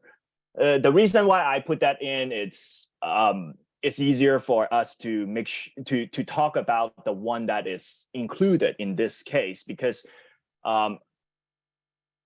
the system itself, it's city. And if we know the city is good, we kind of don't want to talk about them. We kind of want to talk about the one that is having problem, and or, you know, in this case, the one that being consolidated. But every one would be different in this case. It all depends on the PM and how their senior wants to list these information out, or how they would like to explain the project in this case. So this is not something that you would see definite, like one way or the other. It's up to us how we want to present this info later on down the line, or any other reason. Say if there's, like I mentioned earlier, another example, if you're consolidating with 9 different mobile home parks, then you may not be able to list all this out. Then I would have to have a different way to list all these information, maybe a different page or things like that. So it all depends in that sense. But otherwise, usually it would be the system, and or just if there's one consolidation, it would be just that one consolidated system. So I suppose to explain where they are, where I found it, or say, you know, what are the situation that they're having. And then a lot of these are self-explanatory, but I want to point to one little thing here. which is the D and E question that I'm having here. So for some system that are, say, in a spot that is more, say, touristy, vacation spot or such, we know, of course, most people know. So in that sense, we need to look into this. This is part of the policy, and part of our, it is also in our guideline, in our medium household income determination. We do ask for question and we do want to know. So due to the policy, if it's anything between 25 to 50% that is second home or vacation homes like that, we will have to look at the project a little bit different, or the eligibility may change a little bit. Also, if it's over 50%, that's not good. So we would have to talk about it. So it's something to think about. I don't want to get into details on what we can do or things like that, because it's case by case in most sense. But these will be looked at very detailed. And if we have believe that the number that provided to us is not correct in some way, then we may ask for MHI or income survey. Depends on management and of course depends on the supervisors. So it's something to think about. So yeah. Okay. Let's move on. So next few question would be, again, just double checking what kind of system are they? And then MHI, here is where it comes out. MHI's where I found the data, where the data that the system mentioned it's at, we go double check. So again, it goes back to, if it's ACS data, the census data, then let us know. We will look into it. We'll double check. If you get your source from something else, please let us know, because we have to go double check to see if that source is actually good, or why is it different than where we found ours. Or if there's GIS data that is associated with it, then we would need the year of the GIS data came from and such. So the next few questions are kind of for our own. I don't think some of these are listed out in the wild per se. Some of them are our own question or our own determination. So it's just my own calculations. In a way, so the next one would be the disadvantage, non-disadvantage. Again, we double check on that, make sure it is what it is. Disadvantage, severely disadvantaged, non-disadvantage, and all that questions. So here's where it gets into two different sections. One is for planning, one is for construction. So in this, my example, it's for construction. But for planning, again, double checking question, is this a consolidation planning project? So it's just something, just put it out there, consolidation or not. As I mentioned, it's something that we talked about a lot. We want to push for it. So it's something that we would even ask the first thing, is this consolidation or not? Okay, and then how many smalls, costs, pretty straightforward. So in this case, it's consolidation. It's a construction. Again, same question. Is this a consolidation project? In this case, yes, it is. How many are there? One. And then explain such. Okay. The next one is a water rate. I asked this, I kind of talked about this earlier too. We use this to calculate the MHI. Remember, I mentioned one of the eligibility issue was if it's expanded small, we would look into this data too. So in this case, City of Anderson is indeed an expanded small system. So also why we need this section a little bit more. But for this case, City of Anderson is totally over 1.5. They actually have to recently increase their rate because before they really were not 1.5. Their water rate was not 1.5 of their MHI. So they went out for rate study, increase their rate, send us all the items to prove documentation, and then now they are eligible for other fundings because of that. So that is why we do ask for the water rates or we do have other calculation that requires this as well. So it's just something we listed out in our general that we did check for, we did make sure that we have this data available later on. So the next one would be the grant determination. Okay, remember how I showed the chart earlier? It comes up again. Now this chart is just a little bit bigger than the new one.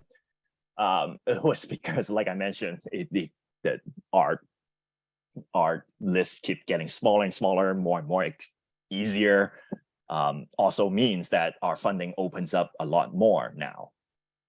Like you can see here, we have a lot more issue or items or data that we have to look into, say if this is a small, if it's less than this, it's only up to 75, otherwise it's not eligible. So we have a lot of these before, that's why it's very confusing. Now it's a little bit more simpler. But anyway, so this is kind of outdated info now. But just last year, this was still like this. And so for this system, it's a consolidation project. Like you see, I kind of highlighted it. It's a consolidation project.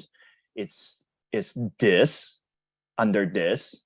Actually, it should be under this. I'm so sorry. But, and then so it's for 100%. And then the max per service connection will be $60,000. So I confirmed it up here, which back to the question that I was talking about earlier. I confirmed it by doing the calculation that showed on here. So a little bit more too on our funding is that we do calculate what we can fund as within the previous 5 years. We would add all the funding that we provide as a final amount that we can fund. It's not per project per se, it's per 5 years. Okay, so that is why the question here is asking me to confirm that is there any prior planning for this system? Is there any prior construction grant or PF for this system within the last 5 years? Any technical assistance that we provided within the last 5 years? So in this case, this system, this project actually was completed by our technical assistance project using that amount, about $210,000 amount. So we do have that number. That is the final amount that was spent on this project, getting this planning package done, basically a planning application done for the construction. So that is how much DA spent. And now I have to add the new amount that they requested along with the old one to add it up, this will be the new amount. So that is the amount that we calculate with respect to the surface connection. So now I get that number out to be 36,233. And so it is lower than the 45,000, which is actually supposed to be down here, but we don't need to look at it. So it is lower than that. Okay. So these are the checks that we just kind of need to do for eligibility issues. So that is why I showed you earlier that fact sheet would have all these information, and we usually just use that for our calculation up there. Okay. Again, all these are all basically just double check, making sure all the data that we have or that is submitted are correct. So once we skip over this gigantic chart, now it's going to be way smaller. So this is going to be just right here. Anyways, so the next one would be, grant determination. Again, eligibility costs. In this case, it's 100%. Some system may be lower for whatever reason, then we just have to list it out. We have to let the system know that, hey, this is our calculation. That is why I said, once this is done, we're supposed to send it out to the system. They look at all these numbers just to make sure they're clear on what we said, what they were thinking about or what they're expecting. And then, the next one, does the project have a memo signed by deputy director or division? So this is a memo. Remember another thing I mentioned quite a long time ago on the fact sheet, the good costs. So whenever you see a good cost, or when we talk about, we need to perform the good costs on there, what it means is, do we have a memo from the deputy director for any issue? Say the system have some financial issue, they need to examine their financial or whatever, environmental, any reason, we need the approval from management. And that's when the memo would include in here. So in this case, there's no memo. This is a straightforward project. It's just straight funding. Everything is within our guideline. There's nothing beyond that. So in this case, no. Otherwise, the next one is the LGTS update, Loan Grant Tracking System update. So a bunch of checklists here. This is my job. It's kind of weird what these are, but it's part of the application double check, some of the items that you may or may not have answered it in the potential flag sheets or TMF or such, that I need to go in and double check all those to answer these questions. And the LGTS is actually what I meant earlier on our tracking system. Is kind of like a record or database per se, that a lot of our unit, actually all our unit, have access to. Some of our DDWR field offices have access to it too, some of them. So that's why I mentioned earlier, the items that you send to us, other departments might have access to it too. So that is why we try to keep it as consistent as possible, and or even like detailed information, we would still trying to keep it consistent as possible, just exactly for this purpose. So all these are just my question. It's just, if there's a no, I might need to come back and ask why is that a no, or anybody else might need to. And then the next one would be the environmental crosscutters. So these are the federal crosscutters. We have been changing this back and forth. At this point, I will show again and later that we are only doing CEQA only environmental review on some of our projects. So we would need to list it out. Just again, if someone comes to here, look at this. Oh, is there need it. No. Okay. Why? Okay. And done. They would not keep looking for more and more info. Say if they needed the federal cross-cutter for environmental, a lot more documentations are needed. So if we say we don't need it, someone would stop looking for those info, something like that. So so basically, like I mentioned, the checklist is just an info that summarize what we would look for, or it's the most important to us at this point of the review. Is there any questions so far? I'm gonna take a break after this. So please let me know if there's any question you want me to be a little bit more detailed on.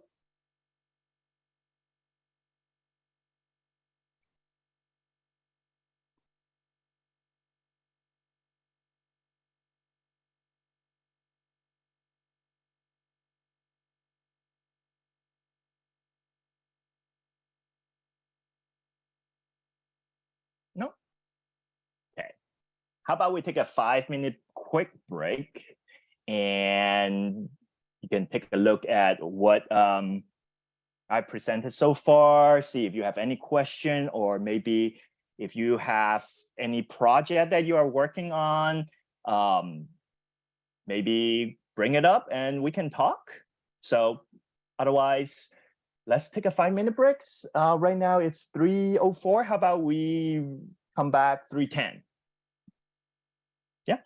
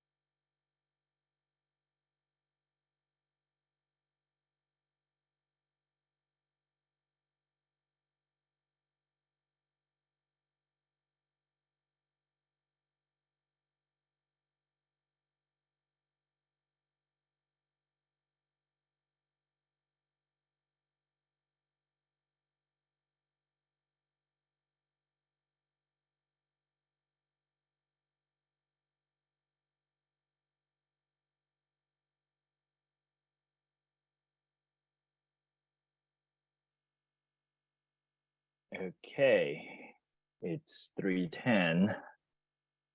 Hi, everybody again. We don't have much time left, only 20 minutes left, as I was told. So let's go over the last items real quick. So for planning, something I want to bring up, the most important part for a planning technical application or technical package is the scope of work. Okay, it's a scope of work. So as you can see on the on my slide, there are a few things I mentioned on there. So TMF is always, as I mentioned previously, TMF is always important. You have to look into it. You just have to. That's the first thing we ask. Okay, but otherwise for planning, scope of work is the most important. I'll go over real quick. I actually don't have I do have example, but I'd rather not show you more example on that. So I'll just use a blank page real quick, and I can go over it and just see if there's anything that if anybody has any question on. Otherwise, I'll just kind of skip it because all the information are pretty much the same at this point. Let me just show you a brand new application. If you open it up, the one that I show you, I already cut out a bunch of things, instructions and things like that. So when you first open a planning app or any application, any of our packages, there are information at first. So this is what I'm showing right now on the screen. The information like basic instruction, how you fill it out. So they're pretty straightforward. And again, if you have any question, let us know at that point. Otherwise, it should have most of the items in there. I think the water right would be what I'm showing right now. Water right, you just have to look for them where they are. We do have to have those documentation. So it's basically just fill it up and send it to us, checking. So all these are information on how to answer the question in the application. Again, as I mentioned, the one that I showed earlier had it too. I just cut it out for my sample. So this is the application. Again, very straightforward at first. These are all just basic info other than the project type. Now, self-explanatory, but we do want to know because each of them might have a little bit of eligibility or how we look at the project a little bit different. So please let us know. Go back to way earlier on the application, to check for it. This is the first thing we check for too, or the senior. They just look at things like, oh, what kind of project is that? Maybe we should ask someone different to deal with it because they're expert in that field. For whatever reason. So please fill these out as much as you can or as accurate as you can. And otherwise, describe the system. Again, copy and paste. Problem description, same thing. Tell us what you can. Most of these you should be in your report anyways. So just shorten it, summarize it, whatever. Try to make it all similar if possible. Now, scope of work is the next one. That's why I said this is the most important for a planning project for the technical package. I'll go over in details on the scope of work. Otherwise, engineering report, I'm sure you all know what this is.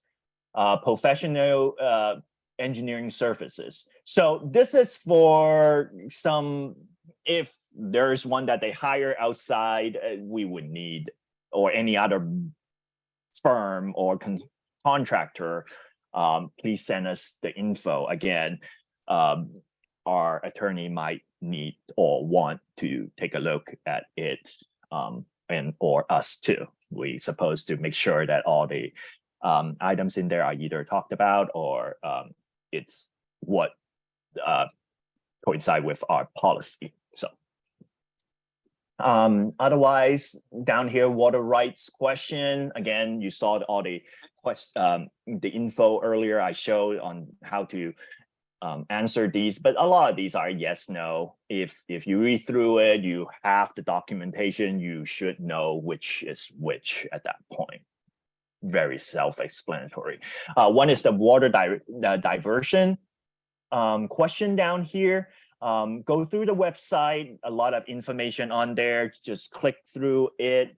They will, same thing, they will ask you yes, no question, and then they will show you what the system is, what they're supposed to do. Some of them may need to send in documentation every year. So please make sure that all those provision and conditions are followed, the policy, everything are followed up till this point, because we do double check. And if there's any problem, we will note, we will have to notify, water rights or any other respective departments.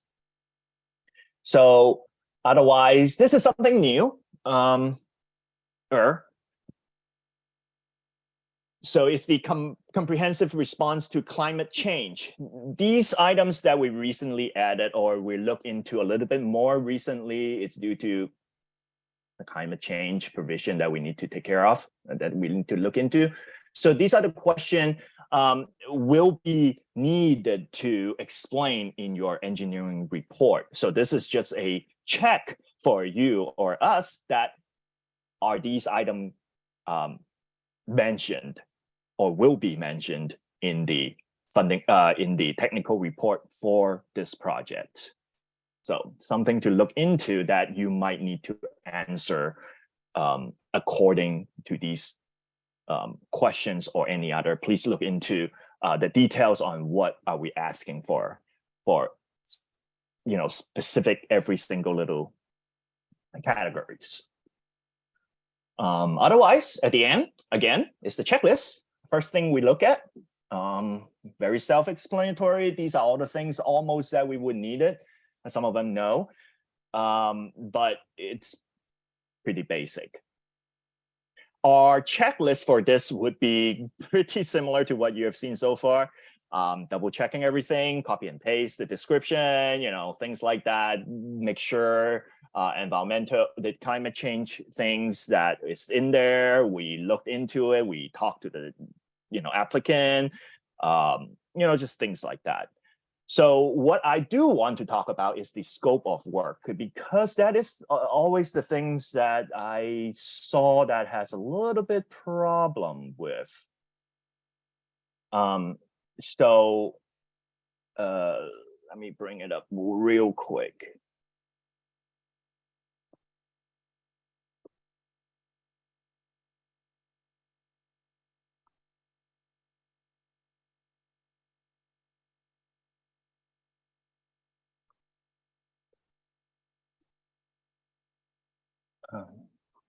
Right here. Okay, so this is an example I want to show. It's from one of my old projects too, a long time ago. So the scope of work, we want this as clear as possible, because this will basically copy and paste into the funding agreement too. So we would like this to be as detailed as possible, but not too much detail, because it will be going into some type of legal documents. So say if you say there is a 400 feet of pipe in here, you better have 400 feet of pipe, because we're going to look into it. Someone will look into it because someone signed for it. It's in the condition in the funding agreement. So something like that, you have to kind of think about what to put, what to summarize, just so that it's still a good explanation of what it's about, but at the same time, don't have too much detailed info in there, just so it kind of come back and backfire if any case.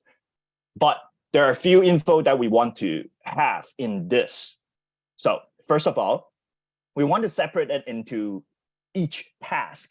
Say task 1, task 2, task 3. Each task is one group or one category of things that you want to do. Say the first task, it's the project evaluation and the design. So we would want that heading. And then we want each work to separate out, say 1.1, you see that 1.1, 1.2. So within this work, what are the items that you'll be working on? And then we would like each one to have a deliverable to go with it. if possible, of course. But let's not kind of group them into one task deliverable, just say, oh, engineering report, that's the deliverable. Well, in most cases, yes, it will be, but we all know within that engineering report, there's always little things here and there that can be cut out. So let's cut that out. And so we can always just check off saying, hey, first of all, that this is deliverable. Let's check that off. Second, check it off. Third, check out. So it's easier for everybody just to keep track of project, to keep track of everything. So that's why we kind of want the deliverables to be separated. If possible, each of the steps or each of the work will have one deliverables associated with it. That would be even better. But if not, of course, we understand something like that. It's probably most of the time that we will see the deliverable is just project report, and that's it. But that's okay. But if you can, please separate them out. Something to mention is that something like I mentioned here, like something you see here, the option 1, option 2.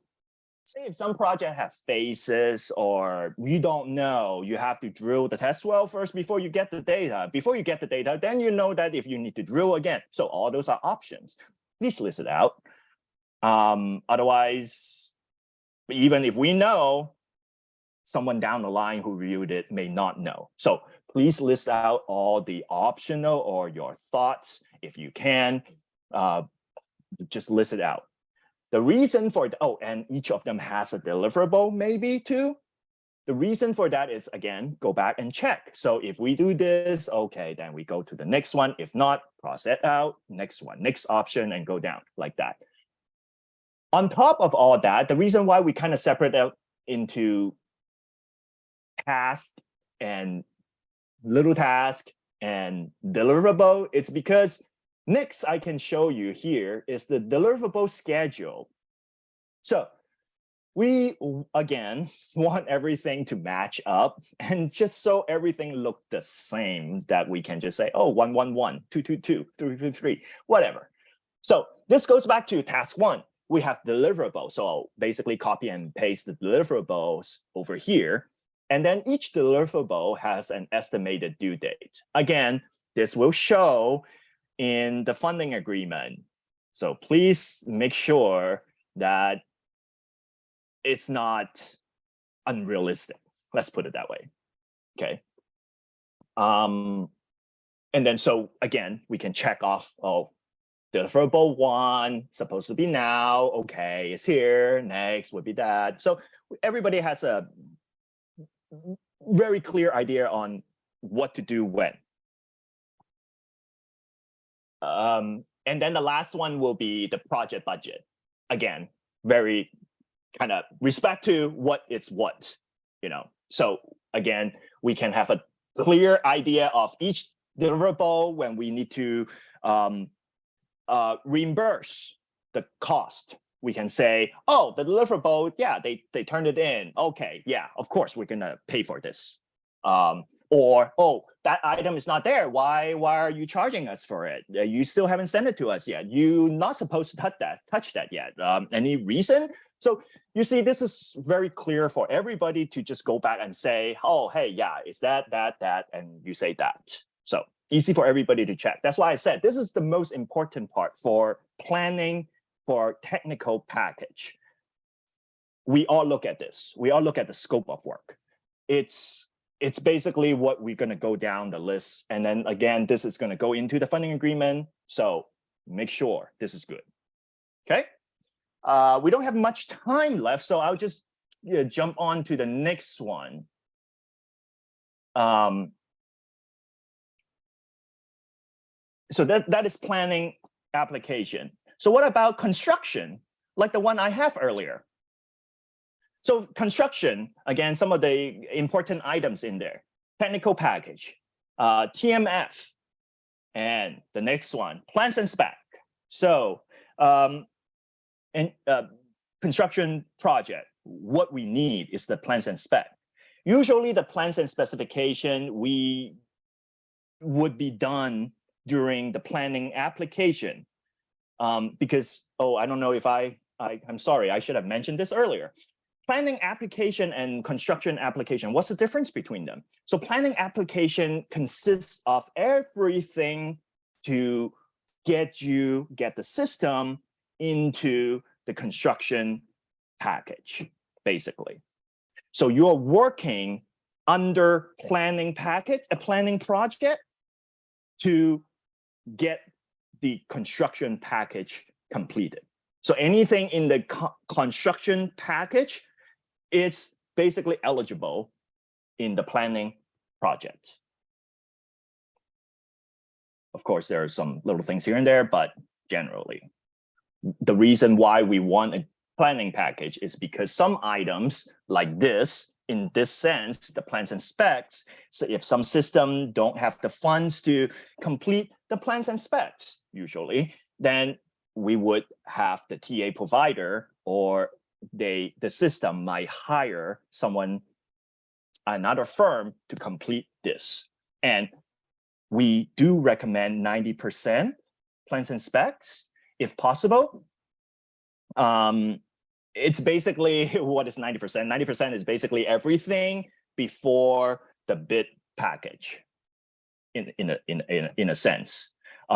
Again, back to the reason why, it's because we really, at the point at construction, we really want everything to be taken care of, thought about, all the issues probably done or to a point that is almost done, so we can move forward. We do not want to, in a sense, quote unquote, waste too much time still trying to get all these planning items done at this point, because at this point, we really want to we have other issues that we need to take care of, like contractor, timing, so many other things. We do not want to go back and look for like water rights issue, or any other stuff at that point.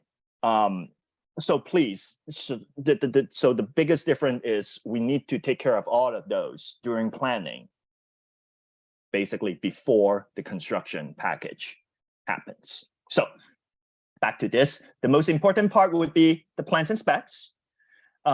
We do need that just so any other environmental unit, they know exactly what they're approving to build. And also financial know exactly how much the project will be needing to get a better sense of the review or clearance needed. So another item that is going to come up, the next two items are recent items. SB 552, which is the drought planning in the small water supplier and rural communities. The drought resiliency is what we keep saying. We do have a few more questions again to ask. I'll have a link later on to, you can look into it. Some of the questions, again, it's drought preparedness. So we would ask questions, say, hey, does the system have second source or any other problems? Do you happen to have these problems? So there's a list of questions that we're going to ask you soon, not in this yet, soon, that will be answering to the SB 552 that we will need to start looking into soon. As well as the greenhouse gas emission and the climate change stuff that I mentioned earlier. Those are all the new items that we are looking for now that will be required under the engineering report that we will be asking. So I would like to go over it, but we don't have time. It's basically time now. So if in case anybody wants me to go over this, I can next time or whatever. So please let me know. I can go over this in detail with you. Otherwise, to quickly close this, let me just go over this real quick and then see if anybody else have questions. I can stay until whenever you guys need me to, so don't worry about it. So a few things I want to mention back everything that I've talked about so far. There are a few items that can help you, help us, help everybody for this, is that these are the items. If you have question or if you don't know where to look for information, go for DDW and LPA first. And there are important documentations, other resource and tax. Let's take a look real quick. So DDW and LPA, what can they help with? Domestic water supply permit. So the permit usually say what the problem is. We look into it a lot too. We have to have some kind of reasoning, right? So that's the reasoning that we would usually ask for, is that if you guys can provide us some supply permit or what the permits say, or if there's any inspection reports or any of these reports or items that DDW and the LPA, the local primacy agency, can help with. And so these information, we would look into it too. So if you can get it first and kind of reference to it, it'll be way faster. It will be very easier for everybody as well. Some other information that is good. Resolution, I mentioned it earlier. Authorizing resolution, corporate resolution, reimbursement resolution. These are all different, depends on the project and or funding sources that we're using. So we might need it. Consolidation, interconnection agreement, surface connection agreement.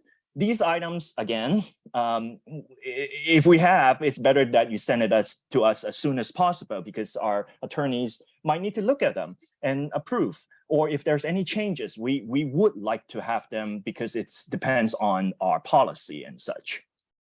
Again, so the next few items are, again, helping us too. Photos. We want to see how bad it is. Trust me, a lot of people in our office never go out. So it's better that if we actually see what's happening out there. Property rights issue, easement, right of way, encroachment, written agreements, all these very important, because if there are pipelines that needs to go through some private properties, anybody's properties, railroad yards, something, we need to get in, rights from things, places. It might take a long time. So please do it as soon as possible. LAFCO or DSA, Department of State Architects, same thing. These might take long time to get approval from them. So please, if you have project that is needed with associated with the LAFCO, say anything out of bounds, out of surface area, you might need LAFCO approval. Any school project will need Division of State Architects approval on any construction project for schools. So again, these departments might need at least a good half a year to a year to get their approval, maybe. So please look into it as soon as possible if needed. I'm sure there's many more, or there's more adding in soon, but I would say these are the ones that I've seen so far that always gets hung up one way or another. Any other resources? Our regulation, the first one, that would be our law and regulation, our policy, so everything is in there. Consolidation project. So we do have a guideline for consolidation project. It's kind of old. I shouldn't say outdated. It's kind of old. And there are some new info in there that we might look for. But in general, that is what we're looking for. And especially the reporting or what to talk about, how to define the project or what to say in the technical report, the guidelines are all in that. The next one would be the income survey guideline I mentioned earlier. Anything about second home, how to calculate the MHI, how do we consider second home, vacation home, and MHI, DAC, any of those stuff. There are some mentions in there as well. The next two, the climate change and the SB 552, which is the newest one that we add in. Again, all these are information that will be coming or will be expanding in the future projects or things like that. So it's better that you get yourself a little bit more familiarized, just so that you will be seeing them. Otherwise, these are the contacts for SWRCB, or us, basically. The PMs, our funding program, we have a few. We have just everybody do a little bit different. We have our own kind of specs in a way. So it all depends. You can read up on that. Technical assistant program, which is this. Division of Drinking Water, I have their links on there, and then their offices map. There's a map very nicely. It shows who's where, what. If you're in that region, click on that person, email that staff. you'll find someone to help you from DDW. Or like I mentioned, if it's small system, smaller than 200, or if there are some system, it depends. Some of the system who's regulating depends. So please let us know, or please just look it up. Or you can always ask both of them. The LPA has a list there too, has everybody's information. So again, look up your region, look up whoever, and just say, then simply just ask, hey, is this your system? Or who can I talk to for this system? Sometimes it depends on DDW or LPA. They might have different who's regulating what. So just please look into them and talk to them about it. Otherwise, that's about it. I'm so sorry. I'm 5 minutes over and I still didn't go over too many stuff. So if you have any question, please let me know. Or if you have extra question, you can always email me, talk to TA, and I'm more than happy to answer any questions. So